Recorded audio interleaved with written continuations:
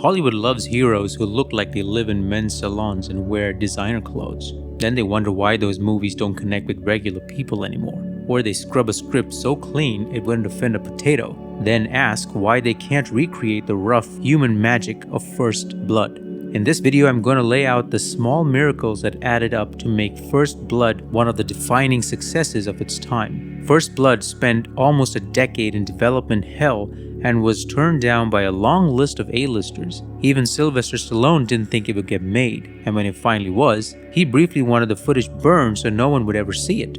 So the first miracle is that between those two extremes, he rolled up his sleeves and did the work. Stallone helped rewrite the script and steer John Rambo toward a more sympathetic, wounded character. Plenty of people wanted Rambo dead at the end. Stallone didn't. They even reshot the ending after the original version played poorly in test screenings. Stallone fought for that ending, and he was right. First Blood still feels present tense. America isn't a stranger to unwelcome people, and in the late 70s and early 80s, those people happened to be Vietnam veterans with PTSD.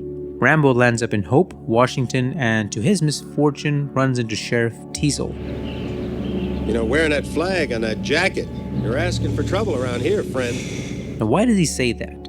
Here's my interpretation. Teasel sees a stereotype, a drifter who doesn't belong. In Teasel's mind, a proper veteran looks tidy, has a job, and knows his place, not wandering with a duffel. David Morrell's novel hints that Teasel is a Korean war vet whose service was eclipsed by the louder story of Vietnam. He reads Rambo as a disgrace to the uniform and decides the uniform itself is a challenge to his authority. Teasel goes out of his way with words and with force to put Rambo in his place.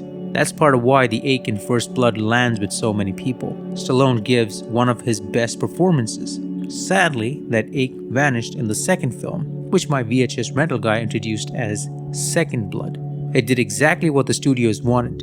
Better hair, more explosions, a happy ending. It also made twice the money. The next miracle on First Blood was the producing team. First Blood changed the game for independent cinema. Before the 1980s, independent films were small and cheap. Mario Kassar and Andrew Vadnia popularized a financing method called pre-sales. They sold distribution rights territory by territory before production. This model allowed the producers to raise the entire budget for the film from these international sales rather than relying on a single studio.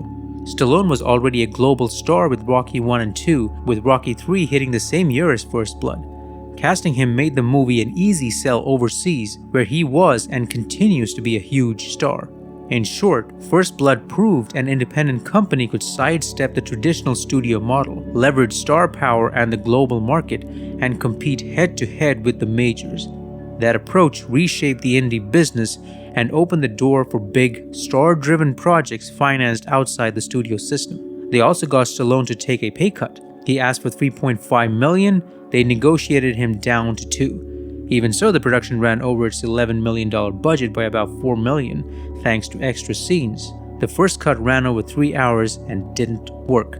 Then they cut it down to a tight 90 minutes and the film snapped into focus. First Blood became the template for how modern action should be edited. The next miracle was the director, Ted Kotcheff, who refused to turn Rambo into a cartoon. He didn't flinch from violence. The set was intense. At one point, Stallone even lunged at him and had to be restrained. The stunts feel painfully real and injuries happened. You can see how uncompromising the vision was in shot after shot. But what matters most is that Kotcheff doesn't sneer at the cops or turn the veteran into a plaster saint. Everyone feels human and grounded. Another miracle is the rewritten, reshot ending. After all that action, he finally talks. Nothing is over! Nothing! He empties his pockets in front of the only person who understands the currency. There's no applause line written for a trailer. It's a man telling the truth and a room that is quiet enough to hold it. He just wants everything to end, and the movie ends. Star power. I also love the setting. The story is set in Hope, Washington, a fictitious town, but it was shot in Hope, British Columbia in Canada. The town looks like a place you'd pass on the way to somewhere else. The woods are beautiful but unfriendly. Every direction you look at looks the same, which the crew had to consider so they didn't get lost during shoots. The policemen wore white hats so they could read against the dense forest. Part of the look is nostalgia, which brings me to the cinematography. Film stock pulls out the nuance in color, especially the greens and grays of the Pacific Northwest. Director of photography Andrew Laszlo serves the story without showboating. My favorite image is the pulsing light from the police car across Stallone's face, like getting slapped again and again. Those flashes echo the quick fragments or flashbacks about to hit us, a visual cue for what he's been through. I also love how the film is edited, where it's all just about Rambo and his pain. It isn't an action movie anymore. If you make films, there's a simple lesson here: light what the moment needs and let the rest fall away. Just watch the sequel, it's lit like a TV movie. I think something most modern crews have forgotten is the patience to wait for weather or the humility to accept it. They forget to keep looking for ideas when things get hard. Stallone kept pitching new ideas all the time. That's why so many images feel discovered rather than staged. The world tells the camera what to do, the camera gets out of the way. The action works because real stuntmen did difficult physical things. A body falling through branches looks awkward because that's how bodies fall. You don't see digital splinters flying at the lens. Yes, they pushed too far sometimes, and they went overboard in a few places. Threaded through all of this is the Rambo theme. Jerry Goldsmith's melody is iconic for a reason. It carries sorrow and forward motion at the same time. The music isn't written to be heroic. It never orders you to cheer. Soon after First Blood 2, the Rambo cartoon hit, so the music is part of my childhood too. The most important miracle is the casting and the choices those actors make. Hardly anyone in the final lineup was a first or second choice. You can call it luck, but it feels like fate. Brian Dennehy's Teasel is my favorite character. You get him the second he appears. He doesn't need a monologue. I also love that he isn't killed in the end. That would have hurt less. Richard Crenna stepped in for Kirk Douglas and walked away with 2 sequels and his own action figure. The film doesn't give women much to do. They might have ended things earlier. Picture how the hunt would be shot today. A drone would float over the treetops, digital mist would hang at the perfect level, a branded anthem would rise on cue, and it would suck. First Blood sticks because the tools are ordinary and the choices are exact. Rope, knife, flashlight, police radio, the more specific the object, the more it feels like something you've actually held. Maybe not the police radio. I don't think First Blood is special because of nostalgia. It stands out because of discipline. The movie respects process.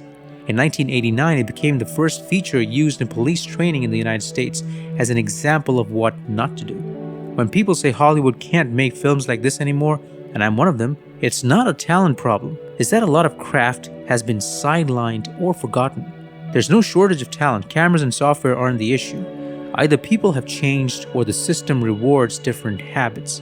The hard edges that make this story sting would be sanded down one by one until nothing sharp remained.